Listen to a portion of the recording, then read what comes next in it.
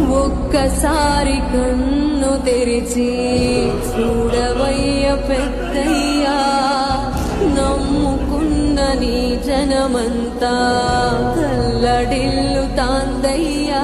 నిజమావునా ఏమిటిది, శిఖరం నేలకు ఒరిగినది, జలధారైనది కంటి తడి నిలిచే పోయెను.